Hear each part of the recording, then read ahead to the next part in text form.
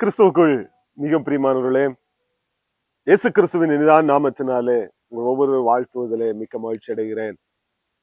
இந்த வேத வாசித்தீர்களா? இந்த ஜெபித்தீர்களா? இந்த குடும்ப ஜெபம் செய்தீர்களா? யோசித்துக் கொண்டே இந்த காணொலியை காணுங்கள். இந்த நாளிலும் ஆண்டவராய் இயேசு கிறிஸ்து நம்முடைய பாவங்களுக்காக மரித்து அடக்கம் பண்ணப்பட்டு 3ஆம் நாள் அவர் உயிரோடு எழும்பினார் என்று சொல்லி வேதம் சொல்லுகிறது. அதை பவுல் அப்போஸ்தலன் கொரிந்து திருச்சபைக்கு அவர் இப்படியாக அவர் எழுதுகிறார்.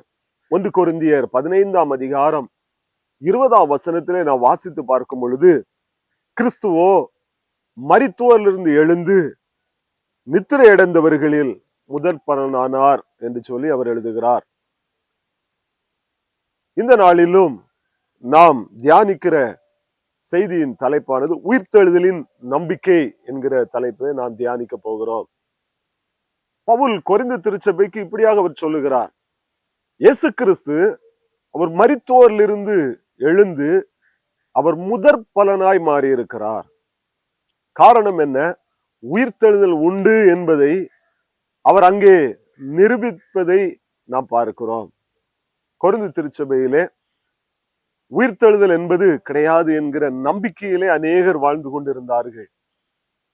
எனவே தான் பவுல் அவர்களுக்கு அவர் இயேசு கிறிஸ்துவின் உயிர்த்தெழுதலை அங்கே அவர் எழுதுகிறதை நாம் பார்க்கிறோம். இயேசு கிறிஸ்து அவர் நமக்காக அடிக்கப்பட்டார், நமக்காக இரத்தம் சிந்தினார், நமக்காக அவர் உயிரோடு எழும்பினார் என்பதை அவர் அங்கே சொல்லும் போது சொல்லுகிறார். அவர் முதற் பலனாய் அவர் மாறினார்.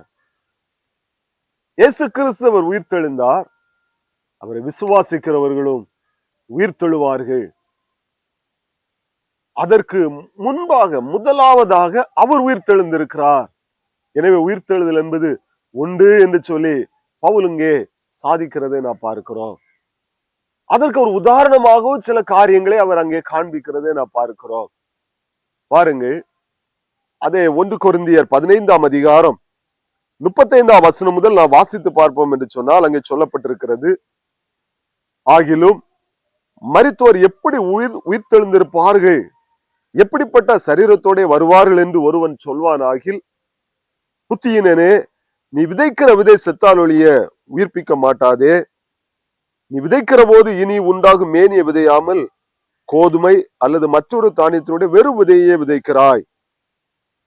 பாருங்கள், இங்க பவுல் சொல்லுகிறார், ஒரு விதையை அவர் அங்கு உதாரணமாக சொல்லுகிறதை பார்க்கிறோம். எப்படி உயிர்த்தெழுதல் உண்டாகும் என்பதற்கு அவர் உதாரணமாக கொரிந்து திருச்சபைக்கு எழுதுகிறார்.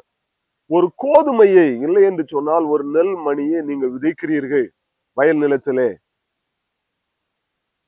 அது மரித்து அது அங்கே முளைத்து எழும்பி அது அநேக பலன்களை கொடுக்கிறது. அது அப்படியே இருக்கும் என்று சொன்னால் அதற்கு பலன் கிடையாது. ஒரு நெல் மணியானது, இல்லை என்று சொன்னால் ஒரு கோதுமை மணியானது நிலத்திலே போடப்பட்டவுடன் அது மரித்து பின்பு எப்படி அது உயிரோடு எழும்புகிறதோ அதை போலத்தான் இயேசு கிறிஸ்துவின் இரத்தத்தால் கழுவப்பட்ட ஒரு மனிதன், இயேசு கிறிஸ்துவை தன்னுடைய சொந்த இரட்சகராக ஏற்றுக்கொண்ட மனிதனும் அவன் கடைசி நாள்ல உயிரோடு எழுந்திருப்பான் என்பதற்கு அவர் சாட்சியாக அவர் இங்கு எழுதுகிறார். நமக்கு நம்பிக்கையை கொடுக்கும்படியாகத்தான் உயிர்த்தெழுதல் உண்டு என்பதை ஒவ்வொருவரும் விசுவாசிக்க வேண்டும் என்பதற்காகத்தான் இயேசு கிறிஸ்து அவர் முதற் பலனாய் உயிர்த்தெழுந்தார். அவர் முதற் பலன், அவர் முதலாவது நமக்கு முன்னோடியாக அவர் உயிர்த்தெழுந்திருக்கிறார். அவரை விசுவாசிக்கிறவர்களும் அவரோடு கூட எழும்புவார்கள் கடைசி நாளில் என்பதற்கு சாட்சியாக இங்கே பவுல் அநேக உதாரணங்களை அவர் சொல்லுகிறதை பார்க்கிறோம்.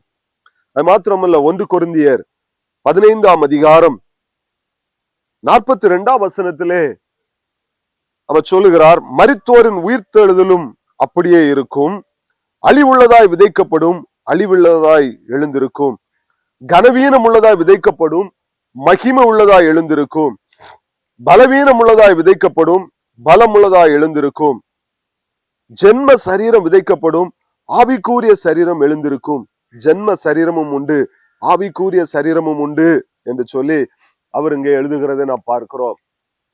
பாருங்கள், ஒரு விதை எப்படி அது நிலத்திலே விழுந்து அது முளைத்து எழும்புகிறதோ அதே போல ஒவ்வொரு மனிதனுக்கும் உயிர்த்தெழுதல் உண்டு, நித்திய ஜீவன் உண்டு என்பதை பவுல் இங்கே குறிப்பிடுகிறார். உயிர்த்தெழுந்த பண்டிகையை ஆசரிக்கிற நாம், நமக்குள் உயிர்த்தெழுதலின் நம்பிக்கை இருக்கிறதா? பவுல் கொரிந்து திருச்சபைக்கு உயிர்த்தெழுதலின் நம்பிக்கையை போதித்தார். ஒரு விதை எப்படி அது நிலத்துல விழுந்து உயிரோடு எழும்புகிறதோ அதே போல நாமும் உயிரோடு எழும்புவோம் என்பதை, உயிர்த்தெழுதல் ஒவ்வொரு மனிதருக்கும் உண்டு என்பதை அவர் இங்கே நிரூபிக்கிறதை நான் பார்க்கிறோம். எனவே தான் பவுல் ரோம திருச்சபைக்கு எழுதும்போது சொல்லுகிறார், ரோமர் 6ஆம் அதிகாரம் 23ஆம் வசனத்திலே இப்படியாக அவர் ரோம திருச்சபைக்கு அவர் எழுதுகிறார், பாவத்தின் சம்பளம் மரணம், தேவனுடைய கிருபை வரமோ நம்முடைய கர்த்தராகிய இயேசு கிறிஸ்துவினால் உண்டான நித்திய ஜீவன். பாருங்கள், ஒரு மனிதன் பாவம் செய்வான் என்று சொன்னால் அவனுக்கு ஆவிக்குரிய மரணம் ஏற்படுகிறது. ஆனால் அதே மனிதன் இயேசு கிறிஸ்து விசுவாசிப்பான் என்று சொன்னால், இயேசு கிறிஸ்து என்னுடைய பாவத்திற்காக அவர் மரித்தார், எனக்காகத்தான் ரத்தம் சிந்தினார், எனக்காகத்தான் உயிரோடு எழுப்பினார் என்று சொல்லி எந்த ஒரு மனிதன் அவரை விசுவாசிக்கிறானோ அவனுக்கு நித்திய ஜீவன் உண்டு என்று சொல்லி இங்க பவுல் அவர் அங்க எழுதுகிறதை நான் பார்க்கிறோம். இந்த காணொலியை கண்டுகொண்டு இருக்கிற வாலிப தம்பி, தங்கச்சி, பெற்றோரே, ஒருவேளை உங்களுக்குள் இந்த பாவ மன்னிப்பின் நிச்சயம் இருக்கிறதா? இயேசு கிறிஸ்து தருகிற அந்த நித்திய ஜீவனை நான் பெற்றுக்கொள்வேன் என்கிற அந்த நம்பிக்கை நமக்குள் இருக்கிறதா? இல்லை என்று சொன்னால் இன்றைக்கு உங்களை அர்ப்பணியுங்கள். இந்த உயிர்த்தெழுதல் நாளிலே, ஆண்டவரே, நீர் எனக்காக பாடுபட்டீர், எனக்காக மரித்தீர், எனக்காக உயிரோடு எழுப்பினீர் என்பதை நான் விசுவாசிக்கிறேன். ஆண்டவரே, எனக்குள்ளும் அந்த பாவ மன்னிப்பின் நிச்சயத்தை தாரும், நித்திய ஜீவனை பெற்றுக்கொள்ளத்தக்கதாக ஆண்டவரே ஒரு கோதுமை மணியா என்னை மாற்றும். நானும் உமோடு கூட ஆண்டவரே கடைசி நாள்ல உயிரோடு எழும்ப வேண்டும். ஆண்டவரே, இந்த உயிர்த்தெழுதல் நம்பிக்கை எனக்குள் தாரும் என்று சொல்லி நீங்கள் கேட்பீர்கள் என்று சொன்னால், ஆண்டவர் ஒவ்வொருவருக்கும் தந்து இந்த உயிர்த்தெழுதலின் நம்பிக்கையை, உயிர்த்தெழுதலின் விசுவாசத்தை ஒவ்வொருவருக்கும் தந்து வழிநடத்த போதுமானவராக இருக்கிறார். அந்த தேவனுடைய கரத்தில் அர்ப்பணிப்போம். கர்த்தர் நம் ஒவ்வொருவரையும் அந்த உயிர்த்தெழுதலின் ஆசீர்வாதத்தினால், நன்மையினால் நிரப்பி வழிநடத்துவாராக. ஆமென். God bless you.